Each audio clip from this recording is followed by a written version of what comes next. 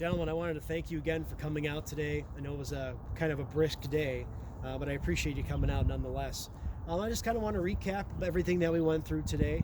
So today we talked about putting and chipping and how both strokes interact with each other. So fairly similar golf strokes, right? Yes, yes. The chipping stroke is just a little bit longer, a little different ball position type setup. It was good. Next week we're going to talk about bunker play and pitching, which it's the same beginning of the golf swing. Putting and chipping is the first part of the golf swing. It kind of determines the base of the bottom part of the golf swing. Next week when we go into pitching and bunker play, we're going to talk about how we include a wrist hinge or a lever in the golf swing.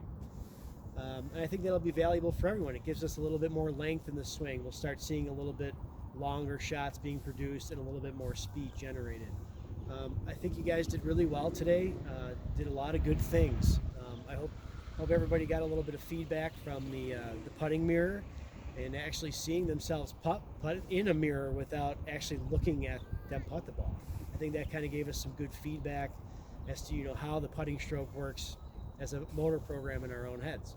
Does anybody have any questions about anything that we covered today? Anything at all? I got a question about the chipping and pitching.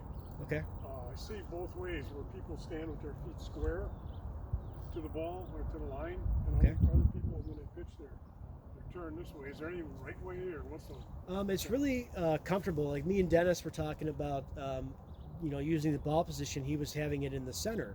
When the ball's in the center, you can have a square stance because it's exactly the middle of where you want the ball to go. When you start moving the ball position more back, the club face tends to open up, so you have to adjust your body to the left to make sure that club face is squared at the target line. So that's really all that is about stance. It's personal preference. If you feel more comfortable hitting the ball from the center of your stance, like a full swing, generally with your shorter irons into your mid irons, then yes, you do want it in the center because then everything's square because the ball is centered. But once you start moving the ball position around, that's when you have to change your body alignment to get that club working down the target line so the ball will go where you actually want it to go. Okay? Any other questions? All right, gentlemen, thank you again, and we will see you tomorrow. What time?